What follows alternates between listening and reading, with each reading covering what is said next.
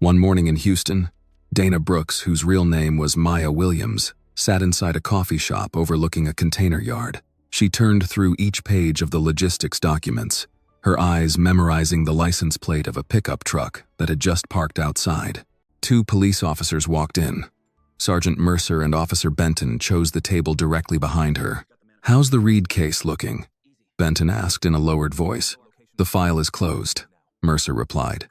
Cole cleaned up the camera issue. "Containers moving through the transfer warehouse this week won't be inspected." Dana tightened her grip around the pen on the table. The warehouse Mercer had just mentioned matched the freight route she had been tracking exactly. Across from her, Evan Rourke had just approached her table. He wore a light gray sport coat over an open-collar shirt, dressed more like a regional sales executive than a man connected to freight that regularly changed identities between one terminal and the next. He set a slim leather folder beside Dana's coffee and pulled out the chair. "You're early," he said. "So are you. I like people who show up before they're expected." Dana gave him a faint smile. In freight, arriving late usually means somebody else already has your money. Rourke seemed amused by that.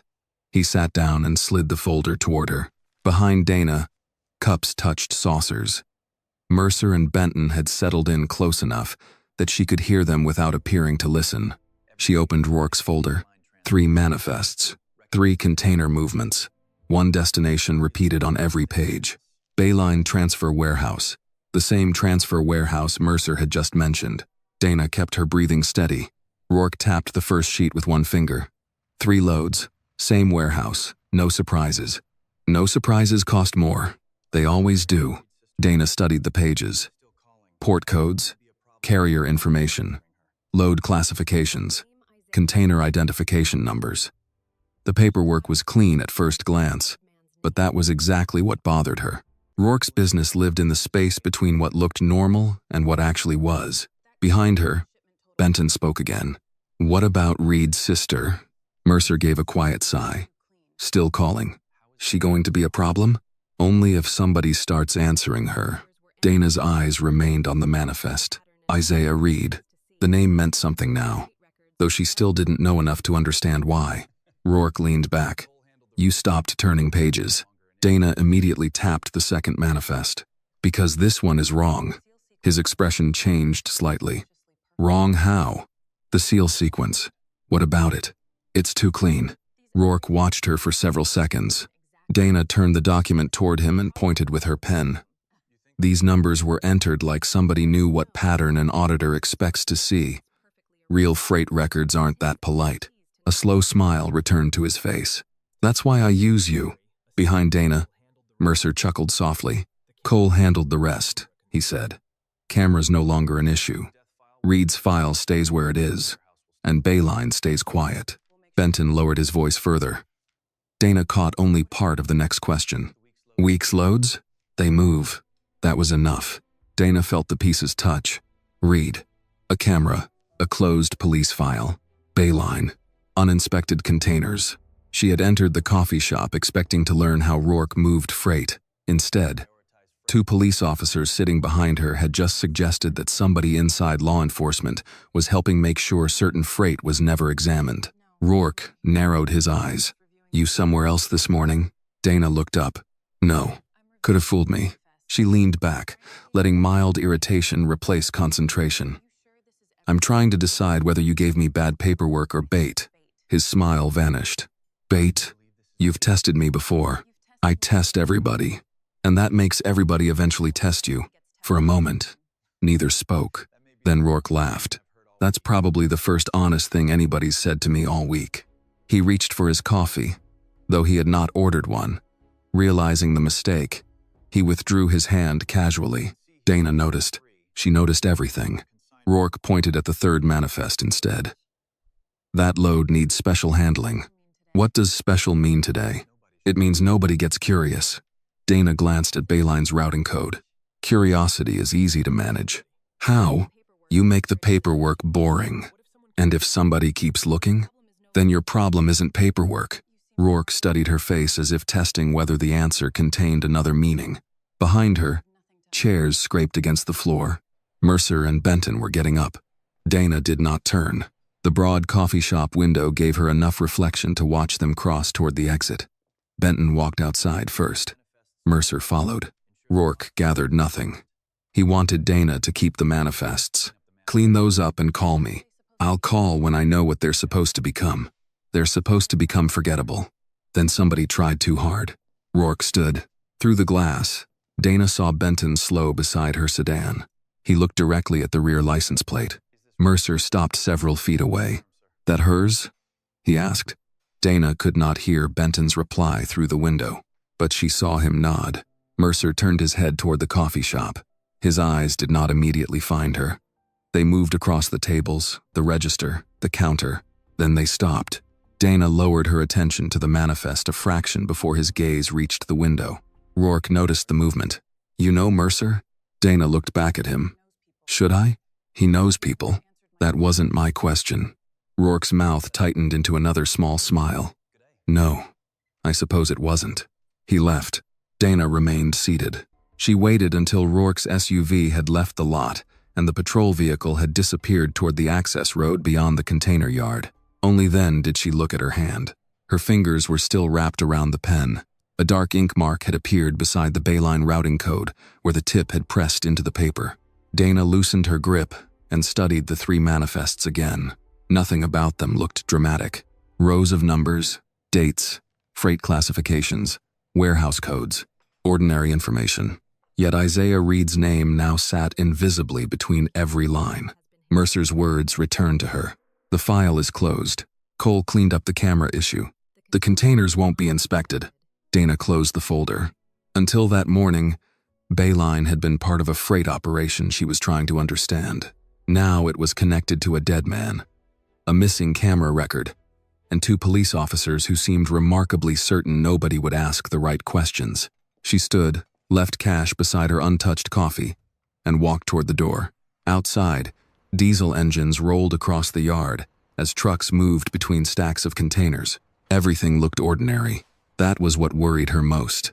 Maya did not drive straight back to the federal office. She left the industrial district at an ordinary pace, keeping Dana Brooks behind the wheel even after the coffee shop disappeared from her mirrors. The temptation to check repeatedly for the police cruiser was exactly the kind of behavior that could turn suspicion into certainty. So she drove as Dana would drive steady, mildly impatient with traffic, one hand resting near the bottom of the steering wheel, while Houston unfolded around her in wide intersections, concrete frontage roads, gas stations, warehouses, and long lines of trucks waiting to turn. At the first major intersection, she noticed a white commercial van 2 vehicles behind her. It stayed through the next light. Maya did nothing. A few miles later, the van turned toward a distribution center. No one else stayed with her long enough to matter. Only then did she allow herself to think about the conversation. Reed, Cole, the camera, Bayline Transfer Warehouse, and the sentence that mattered most to the investigation. She had already been working. The containers won't be inspected. Rourke's manifests sat inside a plain folder on the passenger seat. 3 shipments, all routed through Bayline. If Mercer had been speaking about those same loads, then the police connection was not theoretical. Somebody with a badge knew enough about the freight schedule to talk about inspections before the containers moved. That changed the shape of everything. By the time Maya reached the HSI office, Dana Brooks had disappeared from the surface, but not from her thinking. Her phone still belonged to Dana. Rourke could message at any moment. Mercer had seen her car. Benton had looked at the plate. She could not simply walk through a secure door and pretend the other identity had stopped existing. Inside, she passed through security, exchanged a brief greeting with the front desk officer, and went directly upstairs. Supervisory Special Agent Elena Ruiz was at her desk with half a turkey sandwich beside a stack of case files and a paper cup of coffee that had clearly gone cold. Ruiz looked at Maya once and pushed the sandwich away. What happened? Maya closed the door. Rourke gave me 3 manifests. All 3, route through Bayline transfer. That's not new. No, this is... Maya sat across from her and placed the folder on the desk.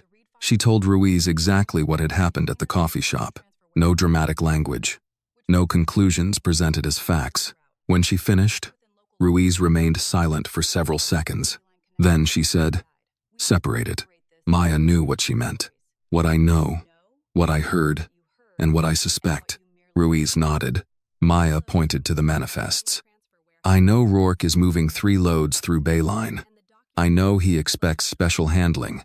I know the seal number pattern looks engineered." "What did you hear?" Mercer said the read file was closed. He said Cole cleaned up a camera issue. He said containers moving through the transfer warehouse this week wouldn't be inspected. "And what do you suspect?" "That Mercer knows about Rourke's freight route. That somebody in local law enforcement is protecting specific loads. And that Reed found something connected to Bayline before he died." Ruiz leaned back. "Good. Keep those 3 categories separate." Maya understood why. Suspicion could guide an investigation. It could not become evidence simply because it felt right. They began with records they could legitimately access through the existing freight investigation. Isaiah Reed appeared within minutes, 35 years old. Operations manager for a logistics subcontractor that had handled freight passing through several regional facilities, including Bayline Transfer Warehouse. His death had occurred 9 months earlier. The official determination was suicide. Maya read the line twice, then moved on. Responding officers: Sergeant Dean Mercer and Officer Kyle Benton. Reviewing command: Deputy Chief Raymond Cole. There it was again. Ruiz stood and came around the desk. "Keep going." Maya searched Isaiah's employment-related compliance records. The first entries were routine: shift reports, vendor disputes, scheduling corrections. Then, she found a set of internal freight concerns, filed shortly before his death. Seal numbers changed after initial entry. Containers redirected after inspection had been scheduled. Load classifications modified after business hours. Bayline appeared repeatedly. Maya pulled Rourke's manifests closer. One of the formatting patterns matched. Not the same container numbers, but the same kind of irregularity. Records made to look cleaner after the fact than they had looked originally. Ruiz saw it too. She picked up one of Rourke's pages. "If Mercer is protecting Rourke's freight, your undercover target and Reed's case are the same investigation whether we like it or not." Maya looked at the screen. "That means Reed wasn't just a closed death file. It means we don't know what he was yet." Ruiz's tone was firm. Maya nodded. "Fair." They checked the original police records available through authorized channels. The official case referenced building security footage as unavailable. There was no detailed explanation beyond a technical problem associated with the property's managed camera system. Maya thought of Mercer's wording. Cole cleaned up the camera issue, but there was still nothing proving what cleaned up meant. Ruiz tapped the desk lightly. "You're thinking about the family. The sister." "No." Maya looked at her. "I'm thinking about your cover." Ruiz sat again. "Mercer has already seen Dana Brooks in the same room where he talked about Reed. Benton checked your plate. If you contact the family and Mercer hears about federal interest, he may start connecting those things. He may already be connecting them." "Exactly." Maya studied the closed file. "So we do nothing?" "I didn't say that. You were about to. I was about to say we don't move because you're angry." Maya's expression tightened slightly. "I'm not angry." Rouse gave her a look. Maya exhaled. "Fine. I'm angry. That's allowed. It's just not a plan." For a moment, neither woman spoke. Ruiz reached for her coffee, took one sip, and made a face. "Cold. It's been cold since I walked in." "Longer." Maya almost smiled, but her attention returned to the screen. She searched the contact history attached to Isaiah's case. Lena Reed. 4 formal records requests. More than one follow-up inquiry. Several notations showing calls routed to voicemail or referred elsewhere. No meaningful response documented. Maya read the dates in order. The requests had not stopped immediately after the funeral or after the first rejection. Lena had kept asking. Ruiz noticed the pattern too. Maya said, "We don't start with Mercer." "Then where?" Maya turned the monitor slightly so Ruiz could see Lena Reed's name. "With the person who kept asking after everybody else stopped answering." Ruiz considered that for a long moment. "If you go as Maya Williams. Not Dana. Obviously. And you don't tell her more than she needs to know about Rourke." "I know." Ruiz's eyes stayed on her. "And you don't promise her an investigation we haven't opened." Maya closed the folder. I won't promise anything. By late afternoon, she was back in her car, headed toward Lena Reed's apartment with no warrant, no accusation, and no certainty that Isaiah's death had anything to do with the freight network. What she did have was a dead logistics manager, a transfer warehouse appearing in 2 different investigations, and a sister who had spent 9 months asking questions nobody seemed interested in answering. For now, that was enough reason to knock on a door. Lena Reed opened the apartment door wearing Navy hospital scrubs and the tired expression of someone who had been on her feet far longer than she wanted to admit. She looked first at Maya, then at the identification in Maya's hand. What does Homeland Security want with my brother? Maybe nothing, Maya said. Lena's expression hardened. That's a strange way to introduce yourself. I don't want to pretend I know more than I do. That hasn't stopped anybody else. Her hand moved toward the door. Maya spoke before it closed. A warehouse your brother reported has appeared in an investigation. I'm already working. Lena stopped. What warehouse? Maya did not give her the name. A transfer facility off Clinton Drive, east of the ship channel. The irritation disappeared from Lena's face. She stared at Maya for several seconds. That address isn't in the police report. I know. It wasn't in the newspaper either. I know that too. Lena opened the door wider. Come inside. The apartment was modest and carefully kept. A stack of mail sat beneath a ceramic bowl on the kitchen counter. A hospital cafeteria receipt had been held to the refrigerator with a magnet from Galveston. Near the sink was an unplugged slow cooker and a bottle of iced tea with 1 glass left beside it. Lena pointed toward the kitchen table. You want coffee? I'm fine. That wasn't the question. Maya almost smiled. Coffee would be good. Lena poured from a pot that had clearly been sitting longer than either of them would have preferred. It's not fresh. I've had federal office coffee. That bad? Worse. That earned the smallest change in Lena's expression, but it vanished quickly. She sat opposite Maya. Now tell me why Isaiah's warehouse is suddenly interesting to Homeland Security. I can't discuss the larger investigation. Of course you can't, but I can tell you this. The facility your brother raised concerns about is connected to freight activity I'm already examining. Lena studied her. Are you saying Isaiah was involved in smuggling? No. The answer came quickly enough that Lena noticed. Maya continued. I'm saying he may have noticed something other people wanted treated as ordinary. Lena leaned back. That sounds a lot more like my brother. She stood, walked to a cabinet beside the refrigerator, and removed a thick manila folder. It was not the kind of folder somebody assembled in an afternoon. Its edges were softened from use. Colored tabs divided the contents, each labeled in block handwriting. Emails, manifests, requests, calls. Lena placed it between them. This is everything I could keep. Maya did not reach for it immediately. You made copies? Paper and digital.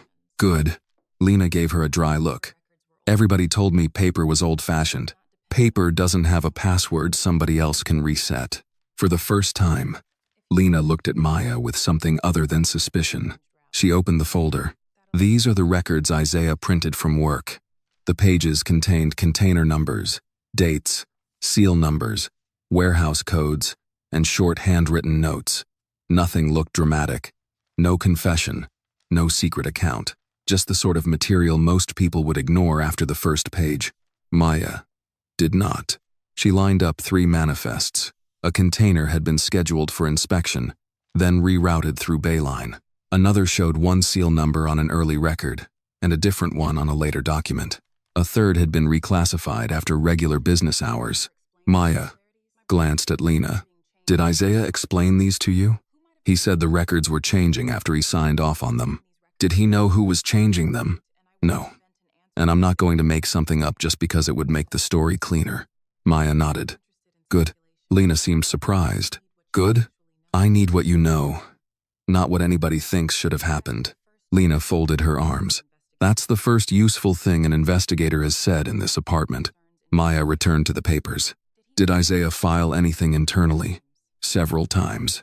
They called them clerical inconsistencies. And after he died, nobody wanted to talk about freight anymore. Lena opened another section of the folder. I asked why these reports weren't part of the investigation. I asked why his work laptop was returned to the company before I even knew what questions to ask. I asked why everyone had decided what happened to him before they understood what he'd been working on. Her voice remained controlled. That made it carry more weight. Maya asked, "What answer did they give you?" "Different versions of the same one. Nothing relevant. No connection. Case closed." She slid 4 copies of formal records requests across the table. Each had a date. Each had a reference number. Several had follow-up notes written in Lena's hand. No response. Voicemail. Referred to Records Division. Call again Monday. Maya looked through them carefully. Lena said, "I'm not asking you to tell me Isaiah was murdered." Maya looked up. "I'm asking why everybody stopped looking at what he was working on." Maya rested one hand on the folder. "That's a question I can actually investigate." The room grew quieter. Lena took a sip of coffee and made a face. "Terrible. You warned me. I was hoping I was wrong." Maya turned another page. The police file mentions a building camera. Lena's expression changed. "They said it wasn't available." "That matches what I saw." "Then they missed one." Maya stopped. Lena continued. "The building had its own hallway system. That's what everybody kept talking about. But Ruth Coleman across the hall had a private camera outside her door. Did it face Isaiah's apartment?" "Not directly. It caught the elevator and part of the hallway." "Did police ask her for it?" "No." "You're sure?" "I was there when she told them she had one. They said they already had the building system handled." Maya sat very still. Mercer had spoken, as if the camera problem had been solved. But perhaps he had only known about one camera. "Does Ruth still have the footage?" "I don't know. She used to download clips because the camera sent too many motion alerts. She complained about it all the time." "Can you call her?" Lena picked up her phone. "She'll answer me before she answers a federal agent." Ruth Coleman answered on the 4th ring. Lena put the call on speaker only after asking permission. "Ruth, I've got Agent Williams here. She's looking into some of Isaiah's work records." A cautious older woman's voice came through. "Agent from where?" "HSI," Maya said. "And before we talk about anything else, I can show you identification in person. That would be better." "I agree." Ruth paused. Lena asked, "Do you still have that old drive with the camera downloads?" Another pause. "I think so. In the desk drawer. Haven't touched it in months." Maya leaned slightly toward the phone. "Miss Coleman, please don't connect it to a computer or the internet. It's been sitting in a drawer for 9 months. Then let's keep it that way until we know who might be looking for it." Ruth was quiet for a moment. "All right, Agent Williams." They arranged to meet the following morning. After the call ended, Lena looked at Maya differently than she had at the door. Not with trust. Not yet. But the door between suspicion and cooperation had opened a little wider. Maya closed the manila folder carefully and pushed it back toward Lena. "Keep this with you. You don't want to take it?" "Not yet." Lena raised an eyebrow. "Why?" "Because until I know who's been watching the read file, the safest copy may be the one nobody bothered to respect the first time." Lena rested her hand on the folder. For 9 months, people had treated it like the paperwork of a grieving sister. Maya was beginning to see it as something else. A map. Ruth Coleman lived 3 doors down from the apartment Isaiah Reed had occupied, in a building old enough that the hallway carpet had been replaced more often than the brass numbers on the doors. When Maya arrived the next morning, Lena was already there. Ruth opened the door only after checking Maya's identification through the narrow gap allowed by the chain lock. "You're Agent Williams?" "Yes, ma'am." "And Lena knows you?" Lena called from behind Maya. "I'm standing right here, Ruth. I can see that." "I'm asking her." Maya almost smiled. "Yes. Miss Reed and I spoke yesterday." Ruth studied the identification another moment before removing the chain. "Come in." I made coffee. The apartment smelled faintly of toast and lemon furniture polish. A handwritten sheet of phone numbers was taped beside a landline on the kitchen wall. Building maintenance, pharmacy, insurance. Lena, a nephew named Patrick. Ruth pointed toward the dining table. "I don't know what you people drink these days, but mine comes out of a regular coffee maker." "That's perfect," Maya said. "You say that now." Lena was already pouring herself a cup. Ruth went to a small roll-top desk in the living room and opened the bottom drawer. "I think this is what you came for." She held up a black external drive. Maya did not take it. "Has it been connected to anything since we spoke?" "No." "Computer?" No. Television? Ruth gave her a look. I'm 71. Agent Williams. Not confused. Fair enough. I downloaded those clips because that camera used to alert me every time somebody walked past my door. I was trying to figure out whether the thing was defective. Do you remember how much you saved? Most of that week, I think. Maybe all of it. Maya nodded. Let's leave the drive exactly where it is for now. Ruth set it on the desk. I thought you wanted to see it. I do. I just want to make sure we see it once. And don't give anybody a chance to change what it is. Ruth's expression shifted. Change it? Before Maya could answer, Ruth's phone chimed on the table. She picked it up, frowned, then handed it to Maya. Is this what you mean? The message was from the camera company. A security alert. Unrecognized sign-in attempt. Maya read it twice. When did you last log into this account? Months ago. Anybody else have the password? My nephew helped me set it up, but he moved to Dallas last year. He doesn't use it. Lena stepped closer. Was someone trying to get in? Maya did not answer immediately. The timing was the problem. For 9 months, Ruth's account had apparently attracted no attention. Now, the morning after Maya asked about the drive, somebody had tried to access it. Ruth, don't open the camera app again. I already did. When? Just now. After the alert, Maya looked at the screen. The recovery email attached to the account had changed. Not completely. One character was different. A change small enough to be overlooked if someone was moving quickly. Maya took out her phone and called Ruiz. I need technical preservation on a privately owned camera account and an external drive. No network connection on the drive. The account is showing active, unauthorized changes. Ruiz's voice sharpened. Active now? Looks that way. Don't touch anything else. I wasn't planning to. Ruiz paused. I'm bringing in local liaison support. We'll need access history from the department side if the original case file touched the same vendor. Maya glanced at Lena. Who? Daniel Cross. Maya knew the name. Lieutenant Daniel Cross handled interagency coordination between federal investigators and the Houston Police Department. He had a reputation for being practical, fast, and unusually good at finding records other people claimed did not exist. Ruth folded her arms. So somebody's trying to get into my camera because of Isaiah? We don't know that yet, Maya said. Lena looked at her. You believe that? I believe timing matters. That's not the same thing as proof.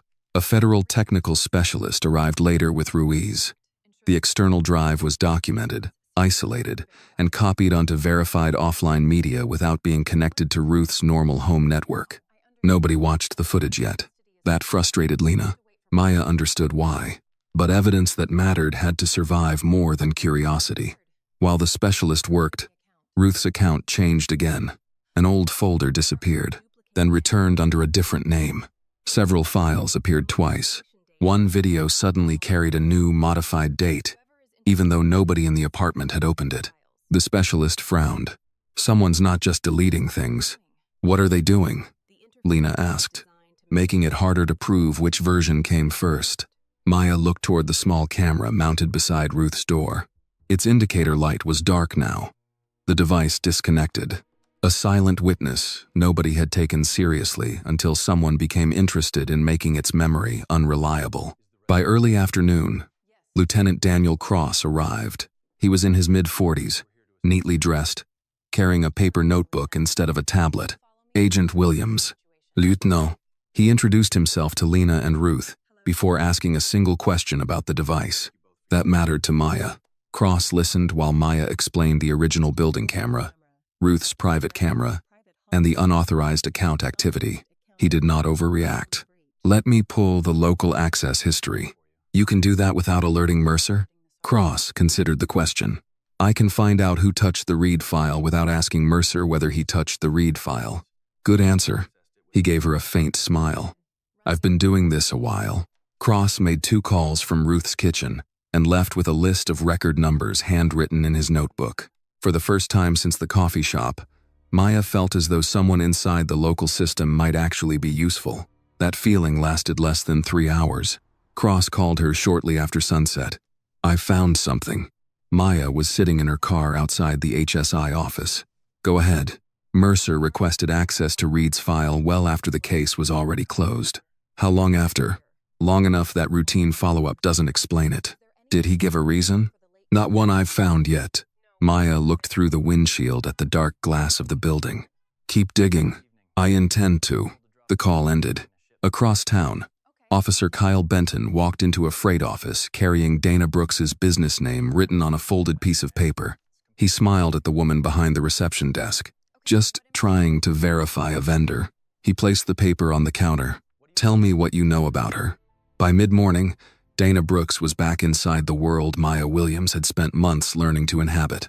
Rourke Freight Services occupied a low concrete building beside an open loading yard east of downtown Houston. Tractor trailers moved slowly between painted lanes, while dock workers checked seals and signed clipboards beneath the shade of metal awnings. The place looked ordinary because ordinary was useful.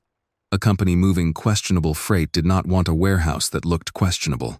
Dana parked where visitors were expected to park, carried nothing except a leather portfolio, and walked toward the office without looking for Benton. That was harder than it sounded. She knew he had been asking about her.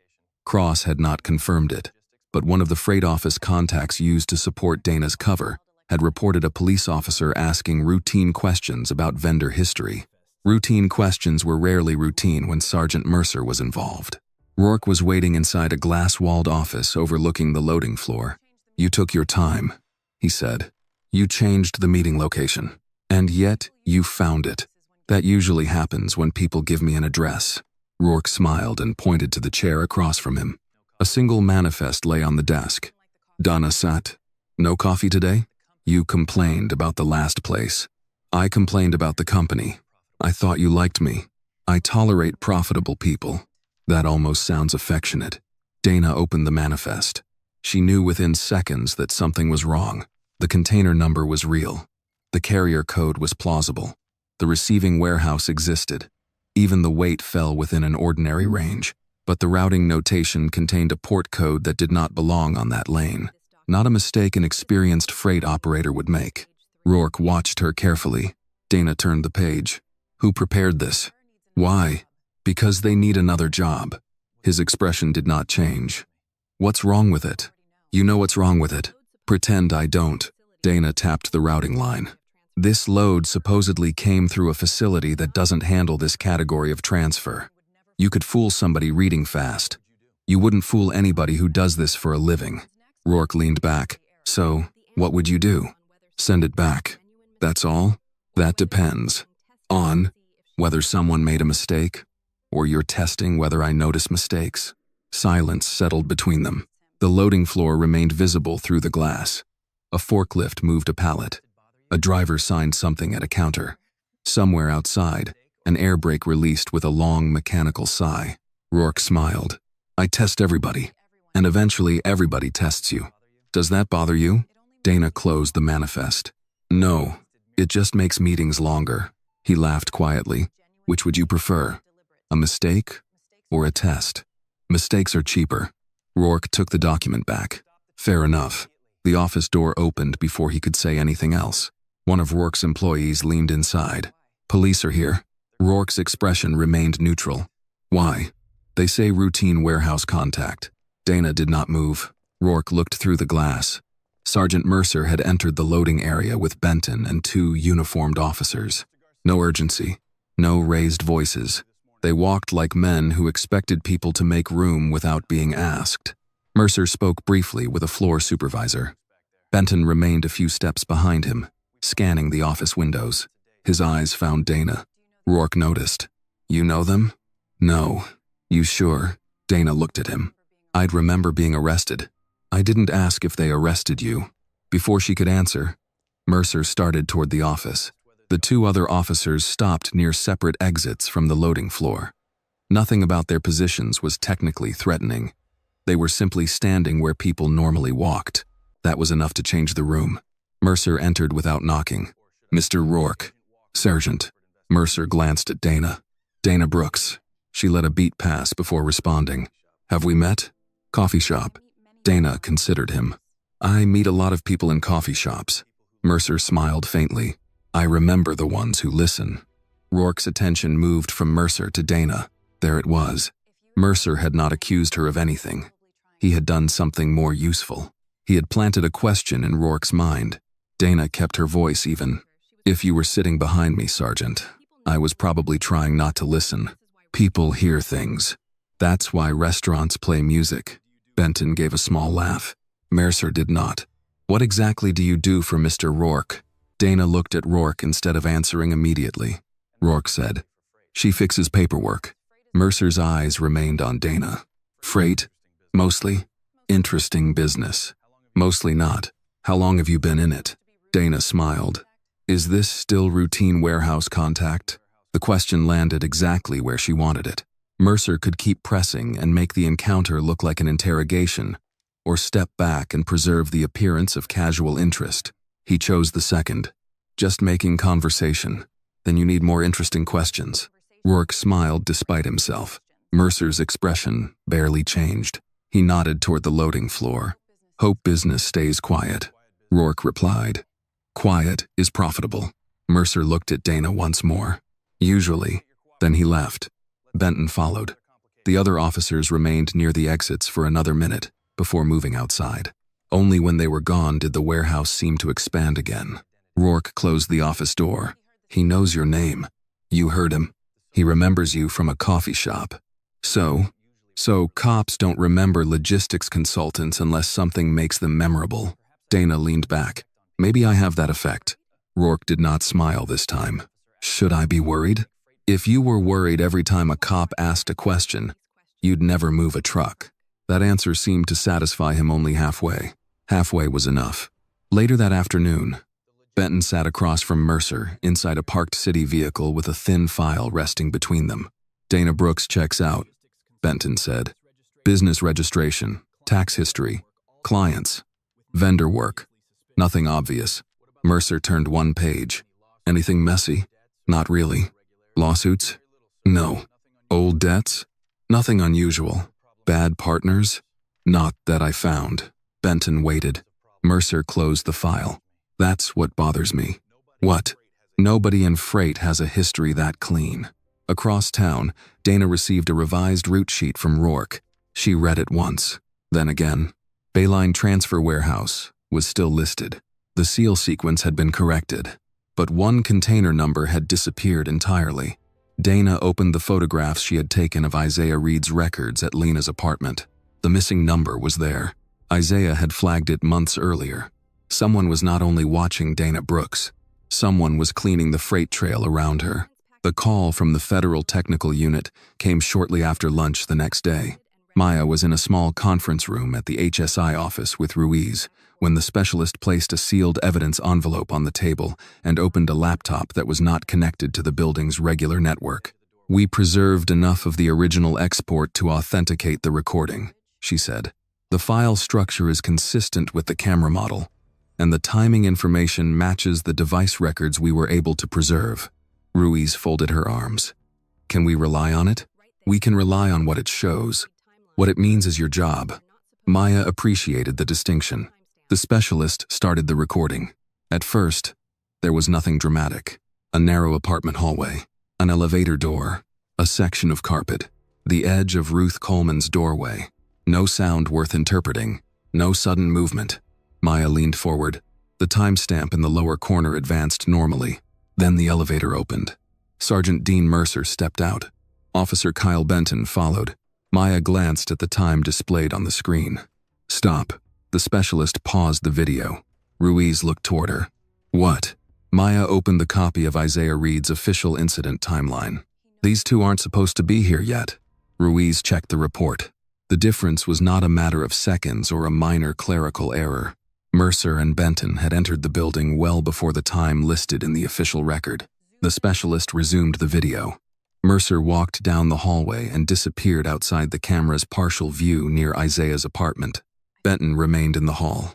He checked the elevator once, then looked toward the stairwell. There was nothing obviously illegal in his movements. That was what made the footage unsettling.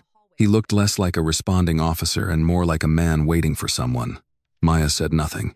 A few minutes later, the elevator opened again. A third man stepped out. He wore a dark jacket and carried a rigid business case. Not a police equipment bag, not a medical case. Something built for documents or a laptop. He walked directly toward Isaiah's apartment without checking a number on the wall. Ruiz said, "He knows where he's going. Looks that way." The man disappeared from view. Benton remained where he was. Maya watched his posture.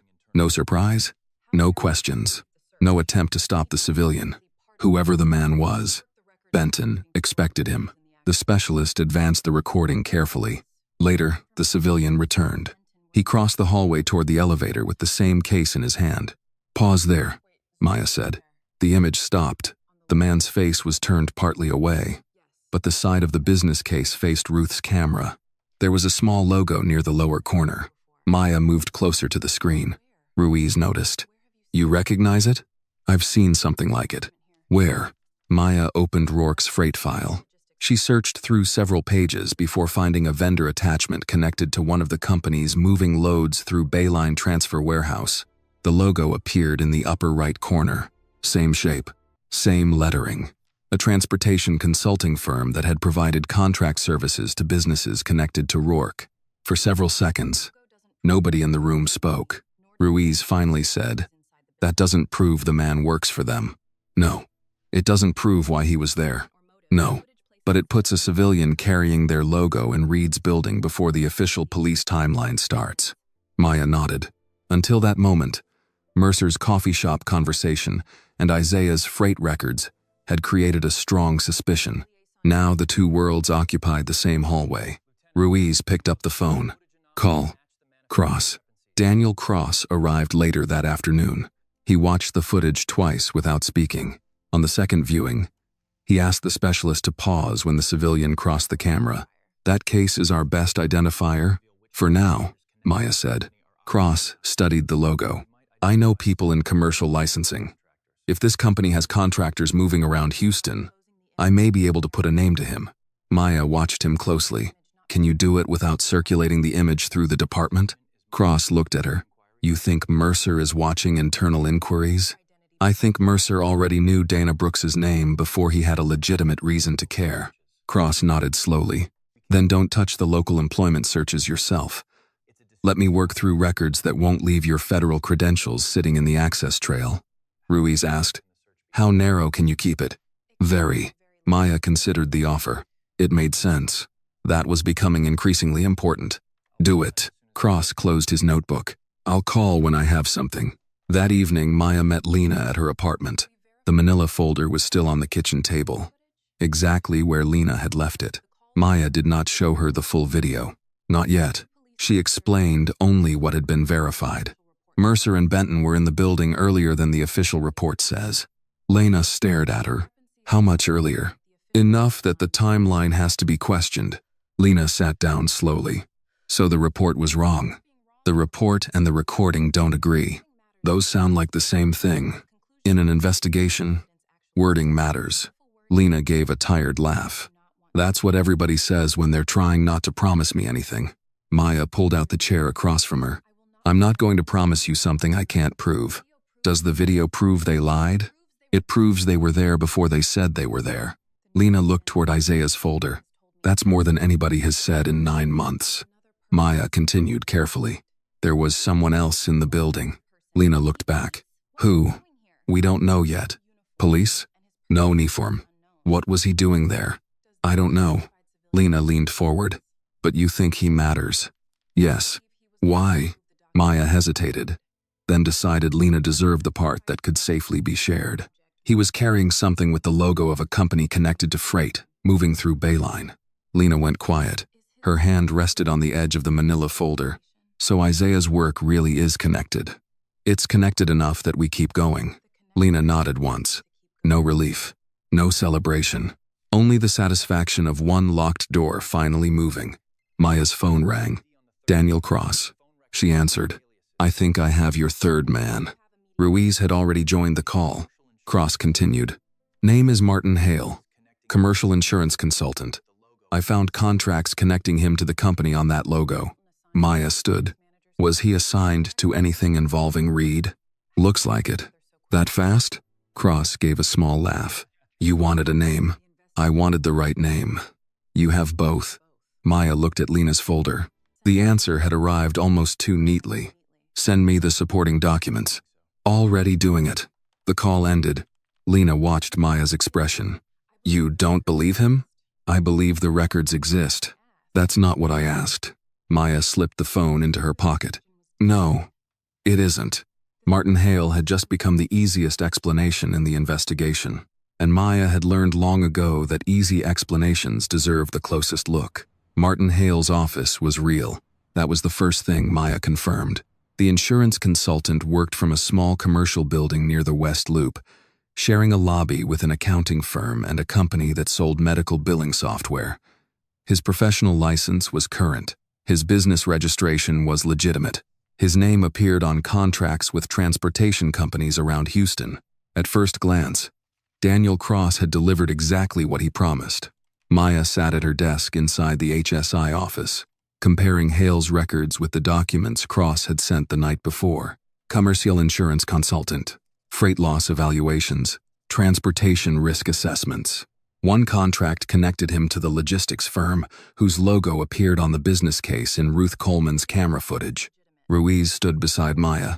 So, Cross was right. About who Hale is. That sounds like you're leaving something out. I am.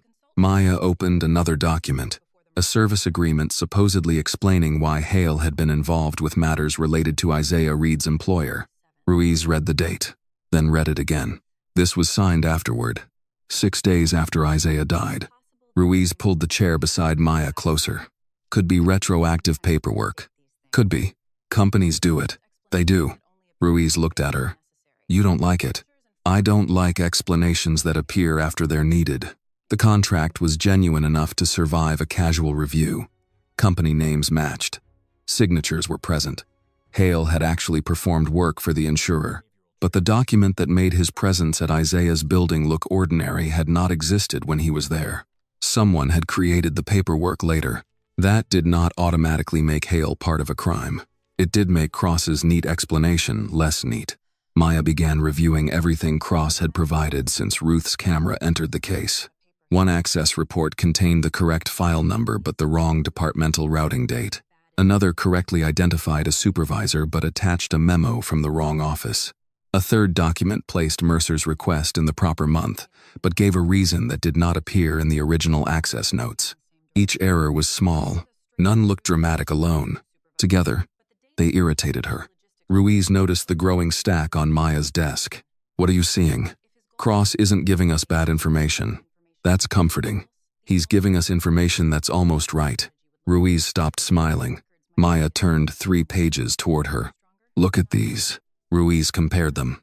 Wrong date. Here too. Wrong originating unit. And this one sends us toward Hale as an insurance issue before we've established what he was actually doing at the building. Ruiz sat back. You think Cross is manipulating the direction? I think if he wanted to lie, he'd be terrible at it. But if he wanted to slow us down without making the information obviously false, this is exactly what it would look like. Ruiz considered that. Maybe he's just working with messy local records. Maybe. You have something better? Not yet. Maya did not confront Cross. Instead, she built a test. Nothing operationally critical. Nothing that would endanger evidence or compromise the freight case. She told Ruiz that the camera material might be reviewed at a secure federal location on the north side. She told another trusted investigator that technicians were considering an evidence room closer to downtown. Then, she called Cross. I may need you to keep Mercer away from something. There was a brief pause. What something? Ruth's camera material. You moving it? Possibly. Where? Maya gave him a third location. A leased federal adjacent records office near a commercial district west of downtown. Cross sounded concerned. That building isn't exactly invisible. That's why I'm telling you. What do you want me to do? Nothing. Just don't create traffic around it. You think I'd do that? I think Mercer notices official curiosity. Cross was quiet for a moment. Fair enough. Maya ended the call. Then she waited. Not for a specific hour. Not for a deadline. She simply continued working. That evening, she stopped at a 24-hour diner off the freeway because she had not eaten since morning. She ordered eggs, wheat, toast, and black coffee. At the counter, two older men argued mildly about road construction while a television above the register played a baseball recap with the sound turned low. A retired truck driver beside them complained that every route in Houston took 20 minutes longer than it had 10 years ago. Ordinary conversations, ordinary complaints. Maya unfolded copies of Cross's reports beside her plate. 80% right. That was the problem. A complete lie invited examination. A mostly accurate answer invited trust. Her undercover phone vibrated. Rourke. She answered as Dana. "You're working late," he said. "So are you. Mercer asked about you again." Maya buttered a corner of toast. "Why does your police friend care who handles your paperwork?" Rourke did not answer immediately. More interesting, he did not object to the phrase, police friend. Finally, he said, "Mercer gets curious. Then tell him curiosity costs extra. He doesn't work for me." "I didn't say he did." Another silence. Rourke's tone changed slightly.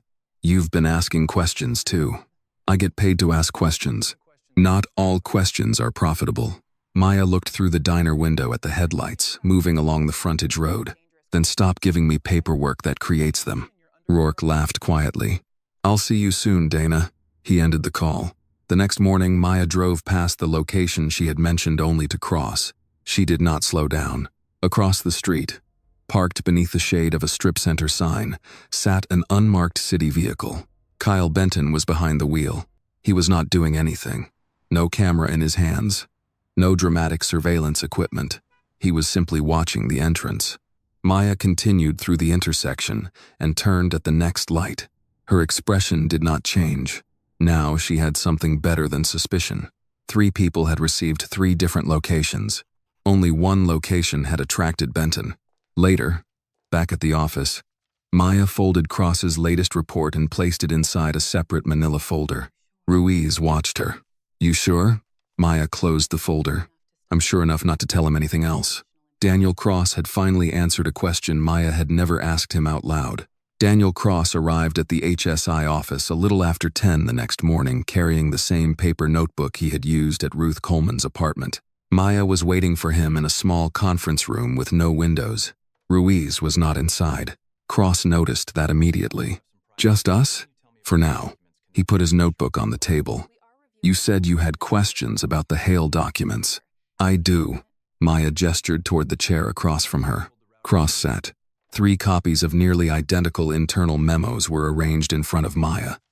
She turned them around so he could read them. Cross glanced at the first, then the second. By the time he reached the third, his expression had changed. "Not much." "Enough." Maya watched him. "You recognize these? They're routing notes." "I know what they are." "Then what am I looking for?" "You tell me." Cross leaned back slightly. "Maya, if you think I made an administrative mistake, say so. This one says the camera material might be reviewed downtown."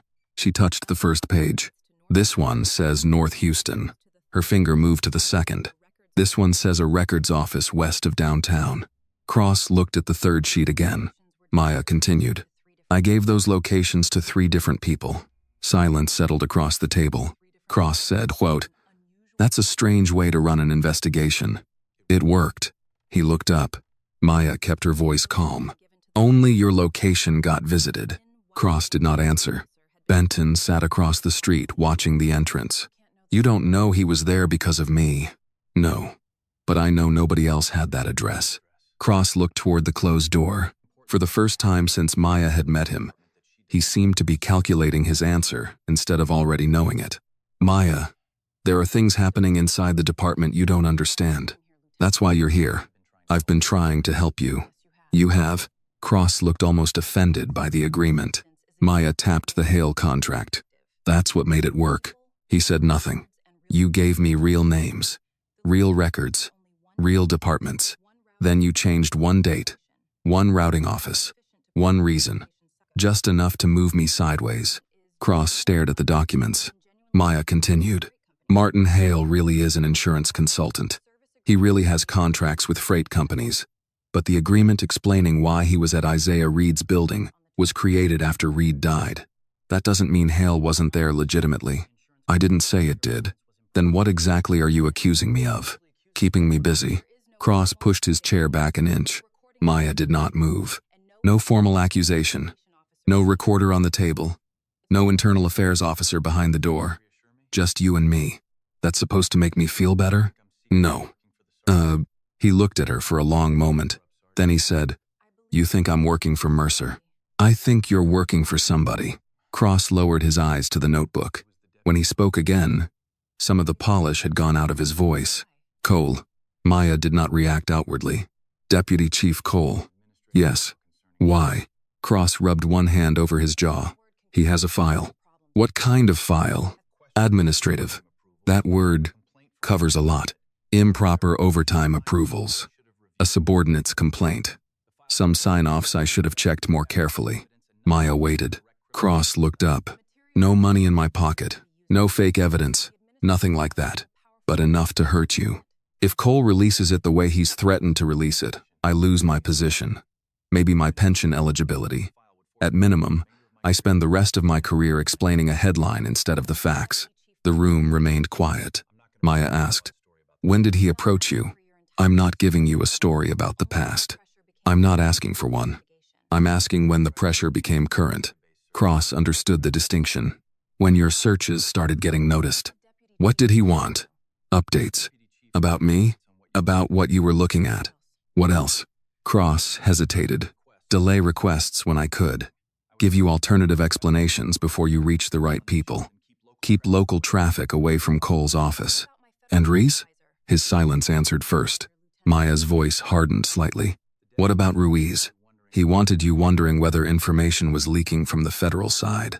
So you pushed me toward suspecting my own supervisor. I never accused her." "You didn't need to." Cross looked down.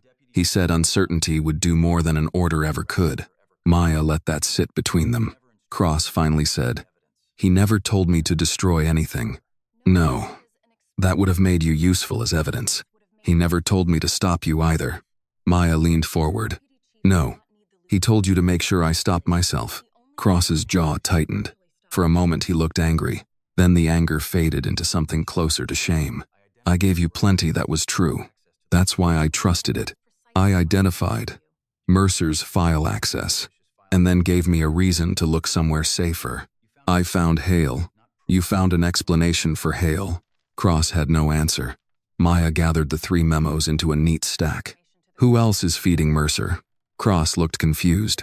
"What?" "Benton showed up places you knew about." "Fine. That's you. But Mercer has reacted to things I never told you." "I don't know anything about that." Maya watched him carefully. Cross shook his head. "I'm serious. Cole asked me for updates, but there were times he already knew things before I reported them." "How?" "I assumed somebody else was talking." "Who?" "I don't know." "That's convenient." "It's also true." Maya studied him. Cross seemed frightened now, but not of her. That mattered. "What systems did Cole ask about?" "Local access logs, interagency requests, camera records, freight-related inquiries. If they touched city databases, could he monitor all of that directly? Not without leaving footprints. So somebody else is helping, or someone is watching the systems for him." Maya stood. Cross remained seated. "What happens to me now?" he asked. "That depends on what you do next. I'm telling you the truth. You're starting to." His face tightened. Maya opened the door. Ruiz was waiting in the hallway. She looked past Maya toward Cross, then back at her. "Was he the leak?" Maya glanced once at the man inside the conference room. "One of them." Ruiz's expression changed. Before either woman could say more, Maya's phone vibrated. "Lena Reed," Maya answered. Lena spoke quietly. "Mercer just left Ruth's building." Maya looked back through the open conference room door at Cross. The problem had not just gotten smaller, it had multiplied. Ruth Coleman was standing beside her kitchen table when Maya arrived, arms folded tightly across her chest. Lena sat nearby with an untouched cup of coffee in front of her. The apartment looked exactly as it had before, but the atmosphere had changed. Maya closed the door behind her. "Tell me what happened." Ruth glanced toward Lena before answering. "Sergeant Mercer came by." "Alone?" "No. That younger officer was with him, Benton. 2 others stayed in the hallway." "Did they come inside?" "Mercer did." Benton stood near the door. Maya kept her voice even. Did he say why he was here? Ruth gave a humorless little laugh. He said he was following up on an old case. Did he ask about the camera? Not at first. That mattered. Ruth sat down. He asked whether I remembered the night Isaiah died. Then he asked whether I'd ever had problems with the camera. False alerts. Bad timestamps. Files disappearing. That sort of thing. Lena looked at Maya. He knew. Keep going, Maya said. Ruth nodded. Then he asked if I still had old footage. I asked why that mattered, if the case was closed. What did he say? He said old footage can be misleading. Ruth paused, then added. After that, he asked whether I really wanted to get involved in something I might not understand. Maya felt her jaw tighten. Exact words? Close enough. Did he threaten you? No. Lena spoke before Ruth could continue. He didn't have to. Maya understood. Mercer had brought 3 other officers into the hallway, not because he needed them to ask questions, but because he wanted Ruth to feel the weight of how many people stood on his side of the door. Ruth looked toward the entrance. They were polite. That's the strange part. It's not strange, Maya said. Polite pressure is still pressure. Ruth gave her a long look. You sound like you've seen it before. Maya did not answer with a story. She simply said, enough to recognize it. Her phone vibrated. Reese, Maya answered. We've got more activity on Ruth's account, Ruiz said. Technical team wants you back here. How bad? They're not deleting one thing anymore. They're making copies. Maya looked at Ruth. Copies of what? Everything they can touch. At the HSI office, the technical specialist had 3 screens open. The first showed Ruth's original camera account structure. The second showed a growing list of duplicate files. The third displayed authentication records, preserved from the offline export. Maya stood behind her. What am I looking at? Someone is creating ambiguity. The specialist pointed to the duplicate list. Same clip name. Different modified date. Same apparent footage. Different sync history. Can they alter our offline copy? No. Can they make the cloud version look more believable than ours? They can make it confusing enough that a defense attorney could spend a long time arguing about which version is original. Ruiz stood beside Maya. So we stopped treating the video like the whole case. The specialist nodded. Exactly. She opened another record. We preserve the file, but we also preserve the export history, device identifiers, verification hashes, account logs, and independent timestamp references. If someone changes what's visible in the cloud, we can still show what existed before the changes. Maya watched the screen. The opposition believed the fight was over one video. That assumption could become useful. Do it, she said. Ruiz looked at her. You're thinking ahead. I'm thinking they're reacting too quickly.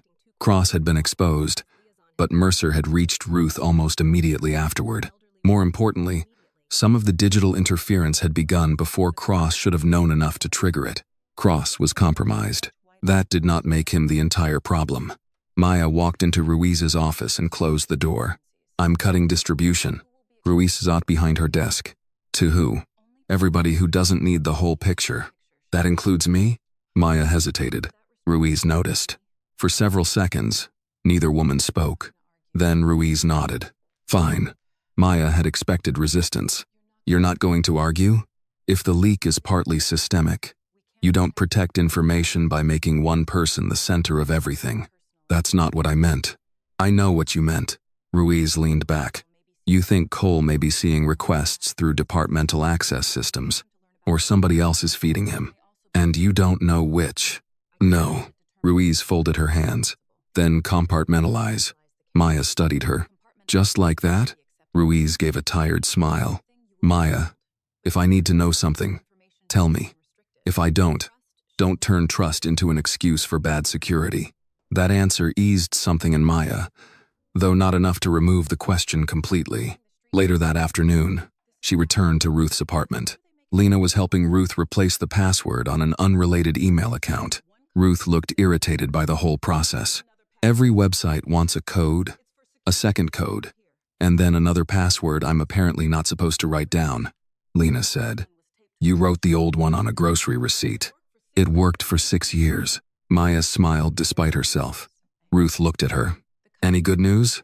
The copy you gave us is protected. That means they can't erase it? It means erasing one visible version won't erase everything that proves what we preserved. Lena poured Maya coffee. How do you work like this? Like what? When you don't know who's lying. Maya accepted the mug. You stop asking who feels trustworthy. You ask what can be verified. Lena looked at her for a moment. That sounds exhausting. It is. Maya's undercover phone buzzed in her pocket. Rourke. She stepped toward the window and opened the message. Mercer says you're not who you say you are. Maya read it once. Then a second message appeared. I told him everybody lies about something. She stared at the screen. Lena noticed her expression. Bad? I don't know yet. That was the truth. Rourke might have defended Dana. He might have warned her. He might have been testing whether she would react like a frightened informant, a guilty partner, or something else entirely. Maya slipped the phone back into her pocket. Across the room, Ruth's disconnected camera sat dark beside the door. The file was protected. The account was under attack. Cross had been compromised. Mercer was asking about Dana, and Rourke had just made it impossible to tell whether he was helping her or tightening the trap. Maya looked at Lena.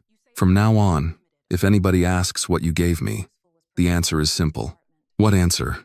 Nothing they can use.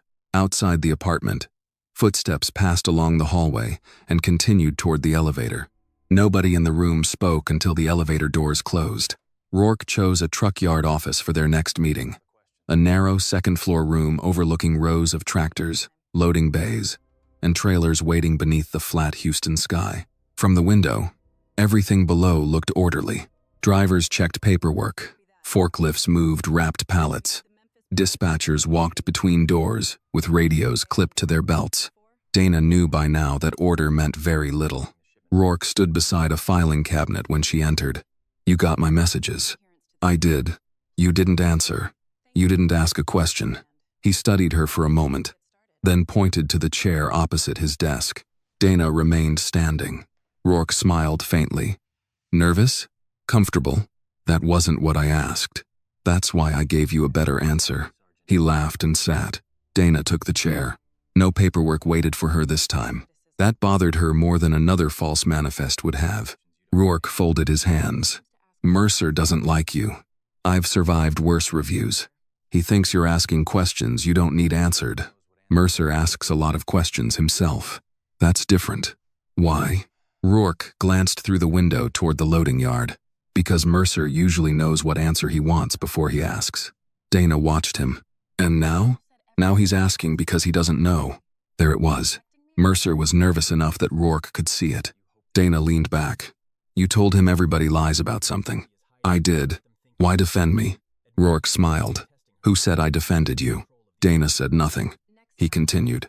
Sometimes, the easiest way to learn what somebody is hiding is to let them think you don't care. So you're testing me. I'm always testing you. Then at least use a real lane next time. Rourke's smile faded slightly. He understood she was referring to the false route from their previous meeting. You caught that. It wasn't subtle. It wasn't supposed to be. Then what did you learn? That you don't pretend to recognize something just because you think I want you to. Dana nodded. That habit gets expensive. Rourke stood and walked toward the window. Below them, a white tractor pulled slowly away from a loading bay. Mercer has started asking about shipments. What kind? My shipments. Dana kept her voice neutral. He's a cop. Maybe he's finally curious. No, the answer came too quickly.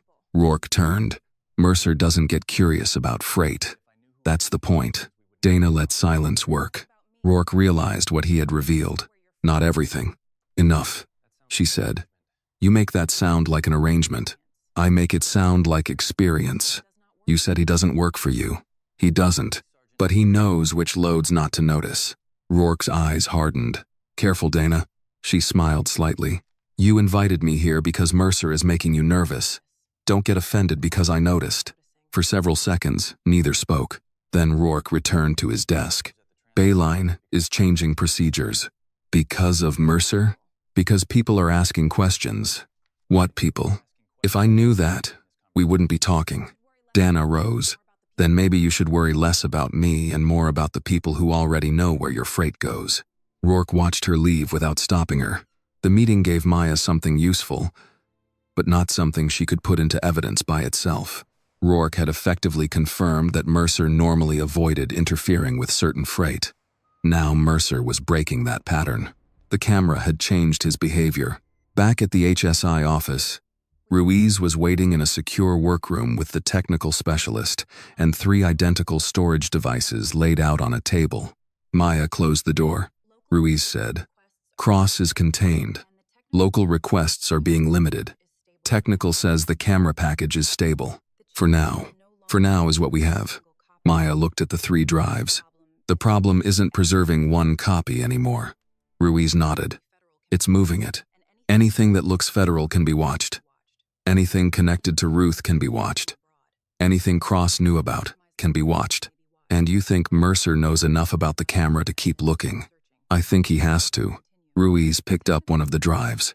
Technical suggested redundant evidence storage. Maya shook her head. "Not 3 identical evidence copies." "What then?" "1 copy we're willing to lose." Ruiz put the device down. "Go on." "1 controlled decoy. Convincing enough to attract attention, but missing the verification pieces that make it useful. 2nd, real freight records. Some authentic material. Nothing that gives them the whole chain. And the 3rd, the complete package." Ruiz looked at her. "You want Mercer guessing. I want him reacting. That's not the same thing." "No." Maya moved the devices slightly apart. "They think this is still about getting 1 video. If we let them keep believing that, every move they make toward the wrong copy tells us something." Ruiz studied the drives. "There's a risk. There's already a risk. I mean, evidentiary confusion. Once you start moving controlled duplicates around, documentation has to be perfect." "It will be." Ruiz leaned against the table. "And how do you move the real one?" Maya looked through the narrow interior window at the office beyond. Not through a marked federal vehicle. Not through a courier path Mercer would expect. Not through anyone whose name already appeared in the local access trail. She said, "Through a chain. We can verify without making it look important." Ruiz understood. "A commercial compliance transfer. Documented, sealed, trackable. Using infrastructure connected to the freight case?" "Yes." Ruiz exhaled slowly. "You realize the irony. That's why it works.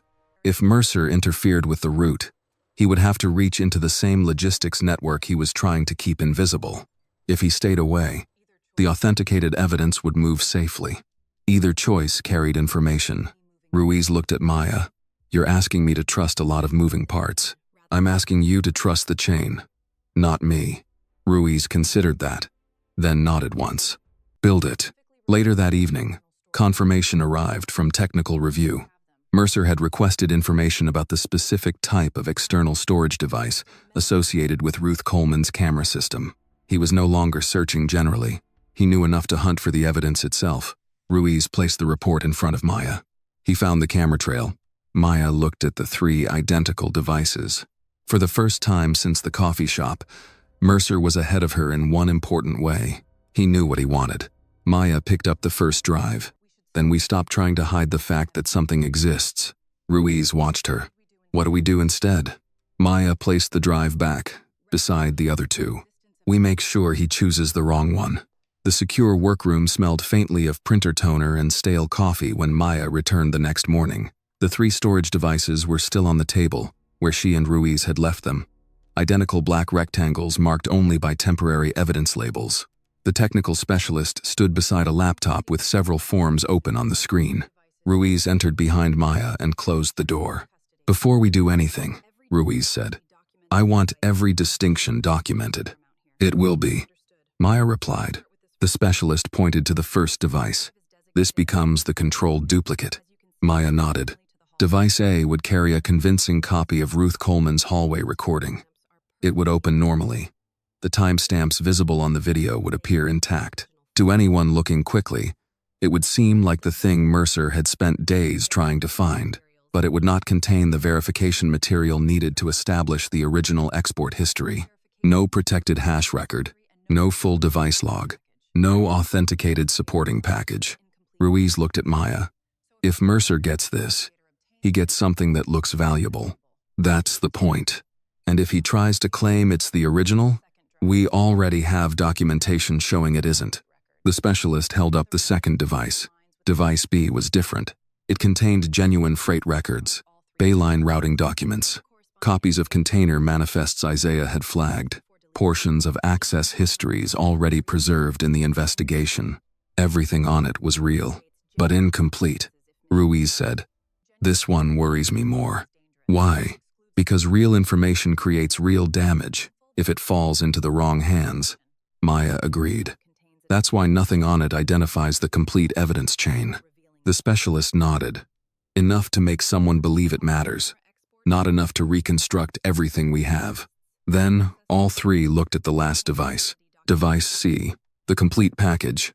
Ruth's authenticated camera export, verification records, container manifests, relevant access logs, export documentation, chain of custody records, the pieces that could turn suspicion into something that would survive formal scrutiny. Maya picked it up carefully. 3 devices, same size, same color, entirely different consequences. Ruiz said, "Once this leaves the room, I want no improvisation." Maya looked at her. "That may be difficult. I knew you were going to say that. The leak is the reason we're doing this. The leak is also the reason I don't like one person controlling the movement." Maya placed device C back on the table. "I don't need to control the movement. I need to control who knows which movement matters." Ruiz crossed her arms. There was no anger in her expression, only professional resistance. "Explain it." Mercer is watching obvious federal channels. Cross gave him enough to understand how we move records. Benton has already watched one site. If we put the real package in a federal courier vehicle, we might as well send Mercer the route. So, you want commercial transport. A documented compliance transfer, using the freight operation, using a legitimate channel already under observation because of the freight operation. Ruiz looked at the devices. That puts evidence inside the same commercial infrastructure we're investigating. It puts a sealed federal compliance package inside a trackable business process. Every handoff recorded, every seal checked. And if Mercer interferes, he has to reach into a system he keeps pretending he doesn't know. Ruiz considered that.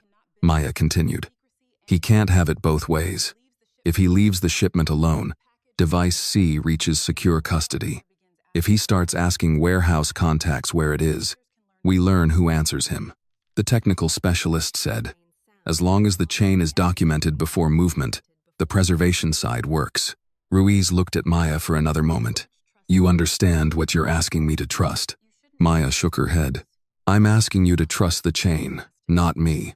Something in Ruiz's expression softened. "Fine. The chain had better be cleaner than Rourke's manifests. That won't be difficult." By afternoon, the devices had been formally separated. Device A went into the bag Maya would carry openly. Device B was secured through a different internal route. Device C was placed inside a tamper-evident evidence container, then sealed inside an ordinary commercial compliance package scheduled to move through a documented logistics channel. Nothing about the package looked important. That was important. Maya checked the seal number once. Then again, the sequence meant nothing emotionally. But she thought of Isaiah Reed's folder and the lists Lena had kept. Isaiah had noticed numbers other people dismissed. Now the integrity of the most important evidence in the case depended on a number being noticed for exactly the opposite reason. Ruiz stood beside her. "You memorizing it?" "Already did. Write it down anyway." Maya looked at her. Ruiz raised an eyebrow. "Memory is not chain of custody." Maya wrote it on the form. "Happy? Professionally satisfied. That's the closest you get?" Most days. The moment almost felt normal. Then Maya's undercover phone vibrated. A message from Rourke. "Need to see you." Different place. No explanation. Maya showed Ruiz. "Could be another test." "Probably is." "Mercer?" "Maybe." Ruiz looked at device A inside Maya's bag. "You carrying that?" "Yes." "You want it visible?" "I want it discoverable." Ruiz did not like the word. That is a very careful distinction. It needs to be. Maya left the building as Dana Brooks. She drove without taking an obvious, evasive route. At the second traffic light, A dark sedan appeared behind her. It stayed through one turn, then another. Maya did not look back directly. She used the side mirror. The driver was too far away to identify. At the next intersection, the sedan remained behind her. Her phone vibrated again. Rourke had sent an address near a commercial courier complex. Maya looked at the map. The location was close to a multi-level parking structure Benton could easily watch without attracting attention. That could be coincidence. She no longer believed coincidences deserved trust. Across town, Benton sat in a city vehicle with a printed photograph of Dana Brooks beside him. Mercer stood outside the passenger door. You sure she uses that courier site? She's used businesses in the complex before. Mercer looked toward the entrance. And the device? Camera model uses external storage. Cross's access trail confirmed the type. Mercer closed the door. Then she has to move it somehow. He did not know about 3 devices. He did not know one was already traveling through a sealed commercial chain. He knew only that Dana Brooks would soon arrive carrying something he desperately wanted to believe was the truth. And Maya intended to let him see exactly that. The parking structure rose beside the courier complex in wide concrete levels. Each floor opened to the humid Houston air. Dana drove in without changing speed, past the first row of parked vehicles, and continued upward until she found a space near the far end of the 3rd level. She turned off the engine. For several seconds, she stayed behind the wheel. The dark sedan she had noticed earlier had not followed her inside. That did not mean she was alone. Her phone showed one unread message from Rourke. Upstairs office. Come alone. Maya read it once, then put the phone away. The bag, containing device A, rested on the passenger seat. The real evidence was not with her. That fact mattered more than anything else. She stepped out, locked the car, and started toward the stairwell that connected the structure to the commercial buildings next door. Halfway across the level, she saw Benton. He was standing near a concrete pillar with his hands empty and his posture deliberately casual. Maya kept walking. Another officer appeared near the vehicle exit. A 3rd stood closer to the elevator. Nobody approached her. Nobody needed to. The structure had not physically changed, but every useful path out of it had suddenly acquired a person. Then Mercer stepped from behind a parked SUV. He wore plain clothes, but Maya recognized him immediately. Dana Brooks. She stopped. Sergeant. His mouth curved faintly. So you do remember me. Hard to forget someone who keeps showing up where he wasn't invited. Mercer glanced toward the bag at her side. You heading somewhere? Usually what people do in parking garages. You always this difficult? Only when the conversation starts badly. Benton remained by the pillar. The other officers did not move. One had a baton secured on his belt. His hand never touched it. Maya noticed the detail and then dismissed it. This was not about force. Mercer wanted control without creating an incident he might later have to explain. He stepped closer, but not close enough to touch her. Dana Brooks isn't real. Maya's expression did not change. That's so. No history before a certain point that matters. Business records look perfect. Vendor references say exactly what they're supposed to say. Every answer leads to another clean answer. Sounds like good bookkeeping. Sounds manufactured. Maya looked toward Benton. Did he spend taxpayer money figuring that out? Benton smiled without humor. Mercer ignored the question. What are you really doing around Rourke? Fixing his paperwork. No. You asked? I answered. You're collecting. Maya tilted her head. Everybody collects something. Mercer's gaze shifted again toward her bag. The camera. There it was. Not Reed. Not Bayline. The camera. Maya said nothing. Mercer continued. Old footage, bad angles, confused timestamps. People build entire theories around things they don't understand. That what you came here to tell me? I came here because this can still be simple. Simple for who? For everybody. The garage filled briefly with the sound of a truck passing on the street below. Mercer lowered his voice. You walk away from Reed. You stop asking about Bayline. Whatever you think you found stays exactly where it is. Maya looked at him steadily. People who say that usually mean they need the other person to walk away. For the first time, something in Mercer's expression tightened. He recovered quickly. You really want to risk all this for Reed? Maya let the silence stretch just long enough. You keep talking about Reed like this is still about one man. Mercer stopped breathing for half a beat. Small, almost invisible. But Maya saw it.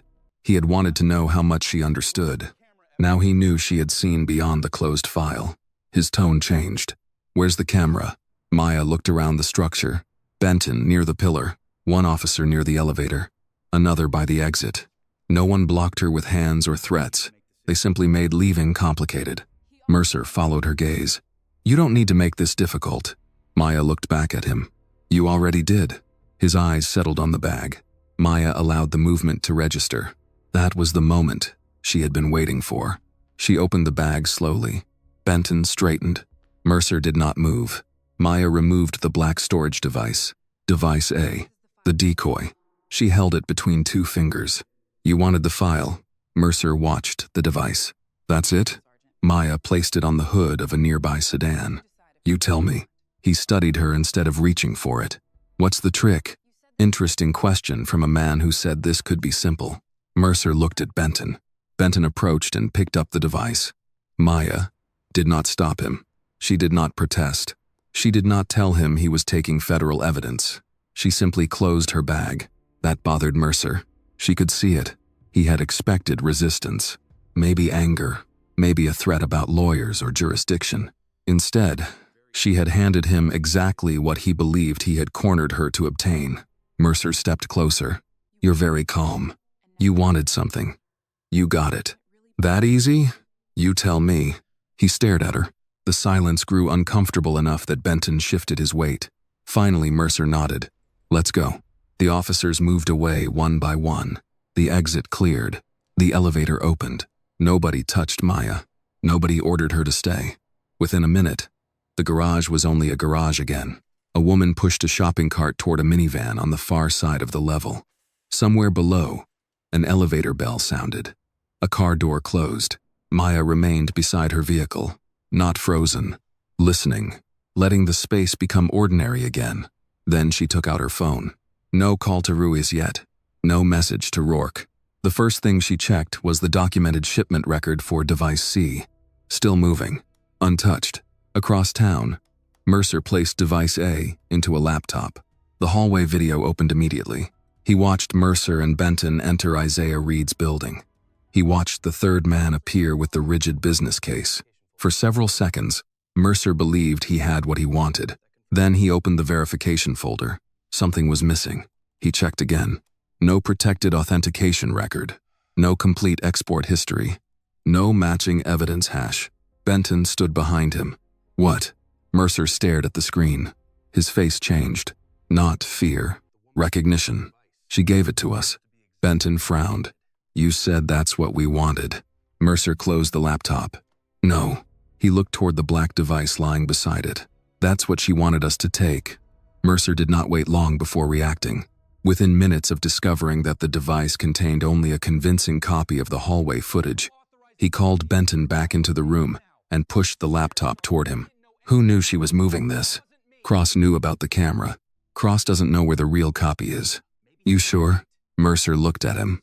If he did, she wouldn't have handed us this one. He stood and walked to the window. Until now, Mercer had been dealing with Dana Brooks as a suspicious freight consultant who might have heard too much. The decoy changed that. Dana had expected him. More importantly, she had prepared for him.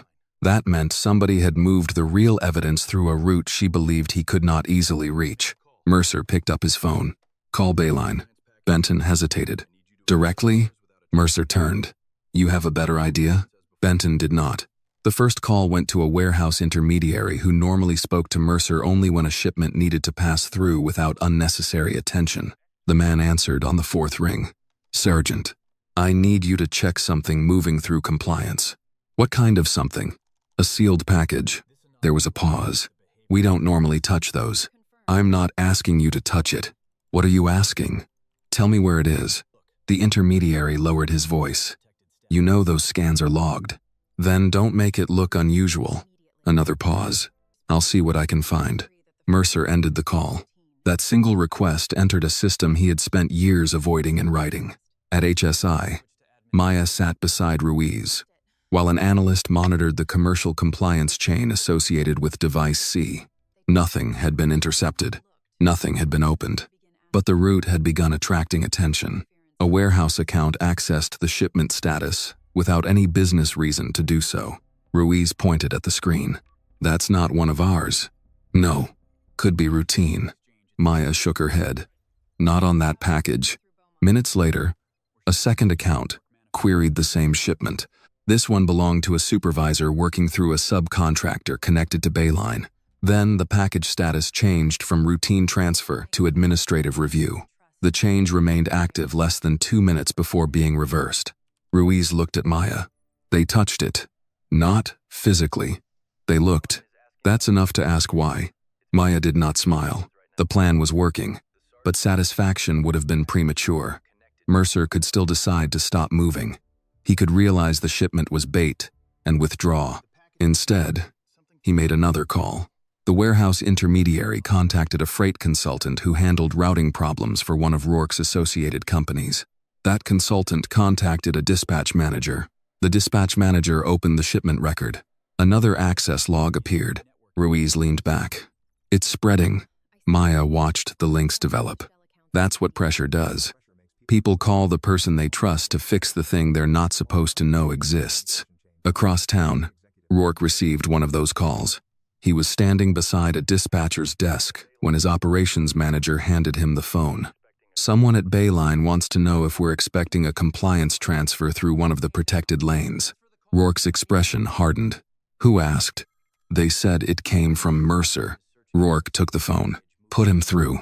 A minute later, he was listening to a man explain that Mercer was looking for a sealed package connected somehow to Dana Brooks. Rourke ended the call without answering any questions. Then, he called Dana. Maya's undercover phone vibrated on the table. She saw the name and answered. "What?" Rourke skipped the usual small talk. "Mercer's asking questions he usually doesn't ask." "About me?" "About his own freight." Maya looked at Ruiz. Ruiz could not hear Rourke, but she recognized the significance in Maya's expression. Maya asked, "What kind of questions?" "Shipment status. Compliance transfers. Which warehouses are scanning what?" "That bother you?" "It should bother anybody who understands how quiet arrangements are supposed to work." There was no concern for justice in his voice. "Only business discipline," Maya said.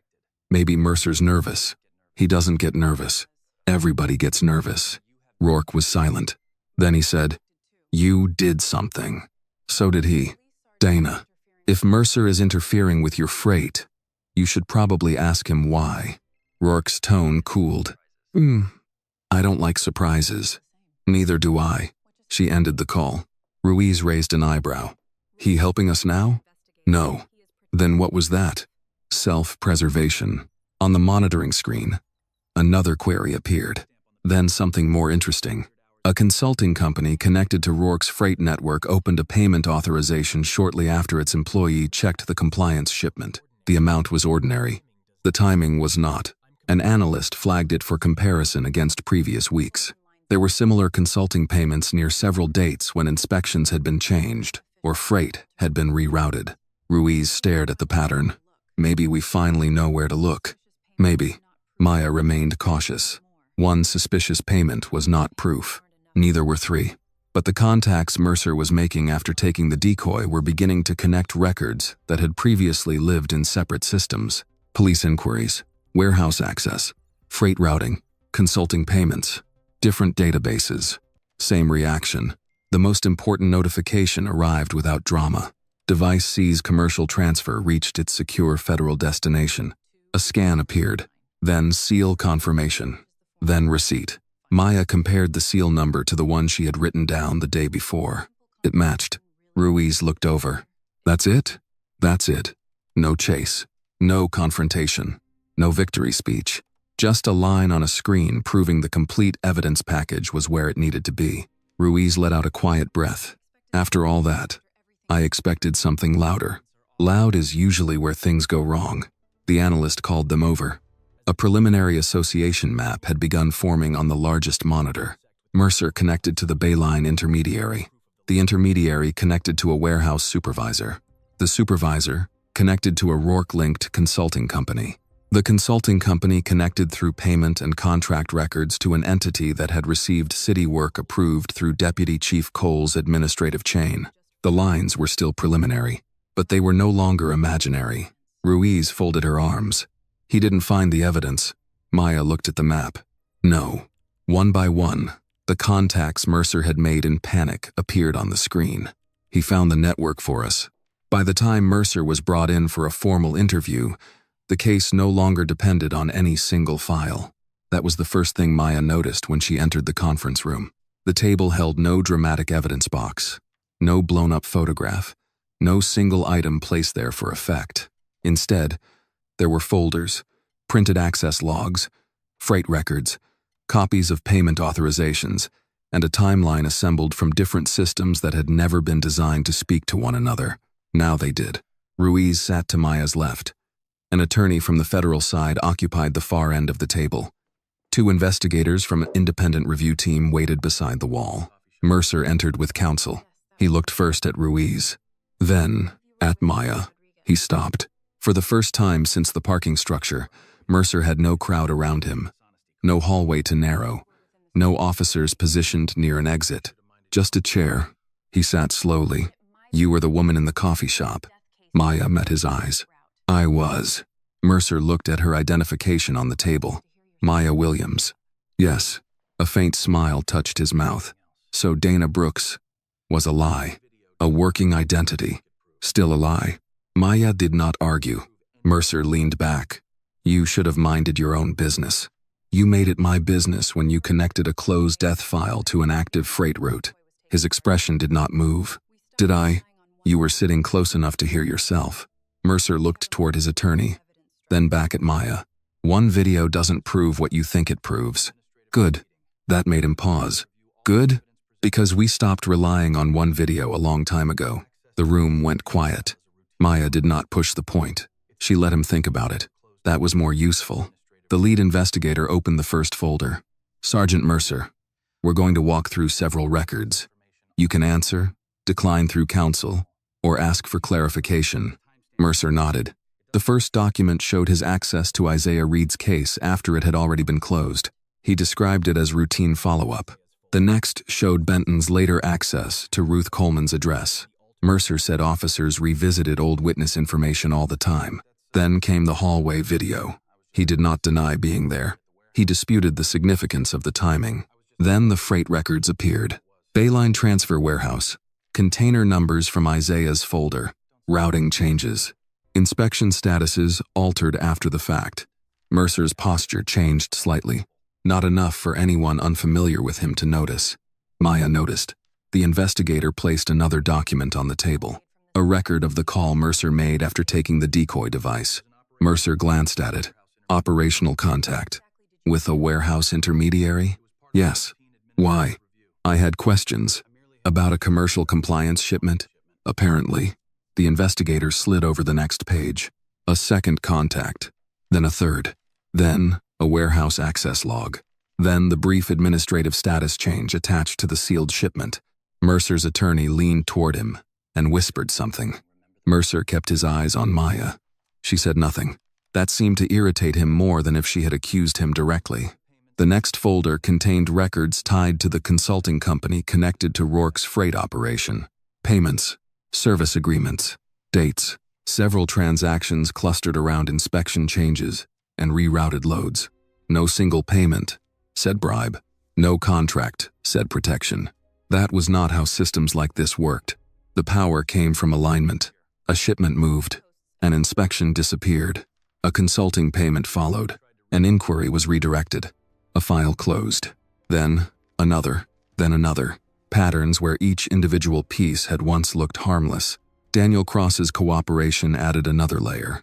He had provided written confirmation that Deputy Chief Raymond Cole had instructed him to delay requests, redirect inquiries, and report what Maya was examining. Cross's statement did not erase what he had done. It did, however, remove one more place for Cole to hide behind administrative routine. Mercer finally spoke. You think Cross saves himself by blaming everybody above him? Maya answered. Cross doesn't save himself by telling the truth. He just stops making the lie easier. Mercer's jaw tightened. The interview continued for nearly 2 hours. Nothing explosive happened. No confession.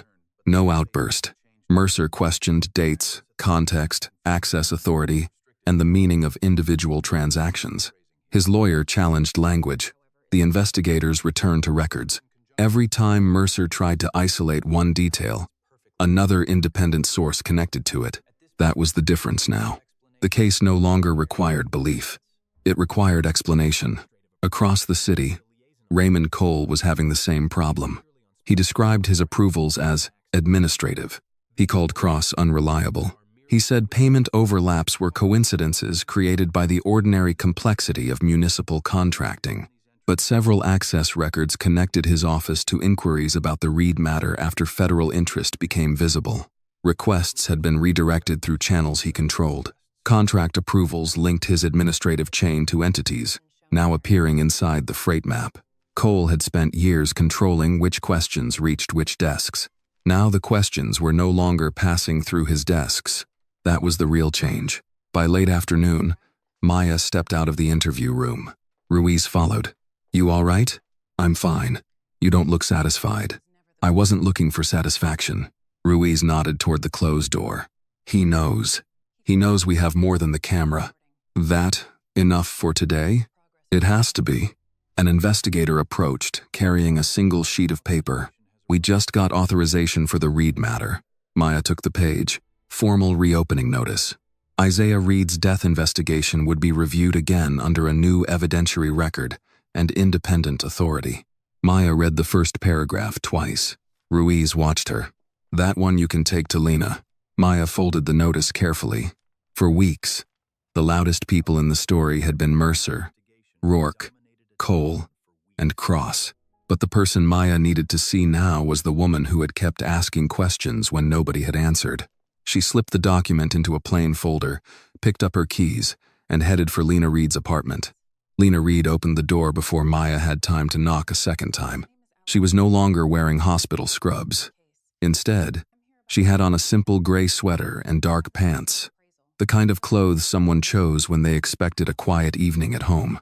The television was on somewhere deeper in the apartment, turned low enough that only the rhythm of voices carried into the hallway. Lena looked at the plain folder in Maya's hand. "You found something." Maya did not answer in the doorway. "Can I come in?" Lena stepped aside. The apartment looked much the same as it had the first afternoon Maya visited. The ceramic bowl still held mail on the kitchen counter. A bottle of iced tea sat in the refrigerator door. The thick manila folder Lena had built over 9 months rested on the table. Its tabs were still visible. Emails, manifests, 2 requests, calls. Maya took the same chair she had used before.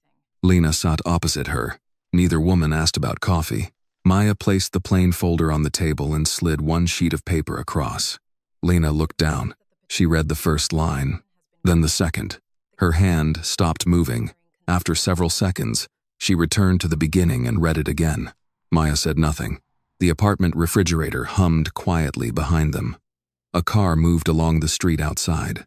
Somewhere upstairs, someone closed a cabinet. Lena finally looked up. They reopened it. Yes, officially. Her eyes returned to the page. "Does that mean they finally know what happened?" Maya chose her words carefully. "It means nobody gets to pretend they already know." Lena stayed still for a moment. Then she let out a breath that seemed to have been waiting a very long time. "So that's it? It's a beginning. I've had a lot of beginnings." "I know." Lena gave her a tired look. "Do you?" Maya did not defend herself. "No, not the way you do." That answer seemed to matter. Lena picked up the reopening notice. "What happens now?" "The case is reviewed under a different authority. The old timeline gets examined again. The camera record becomes part of a larger evidence package. The freight records are being compared with access logs and financial records. And Mercer, being investigated. Cole? Same. Rourke?" Maya paused. "His freight operation is under federal scrutiny." Lena nodded slowly. "So nobody's walking away clean." "I didn't say that." Lena looked almost annoyed. "You really don't like promises." "I like promises people can keep." That brought the faintest smile. It disappeared quickly, but Maya saw it. Lena looked again at the paper. What about Cross? He's cooperating. Does cooperating make him one of the good guys? No. The answer came without hesitation. Lena raised her eyes. Good. Maya understood. Cross had been pressured. That explained his choices. It did not erase them.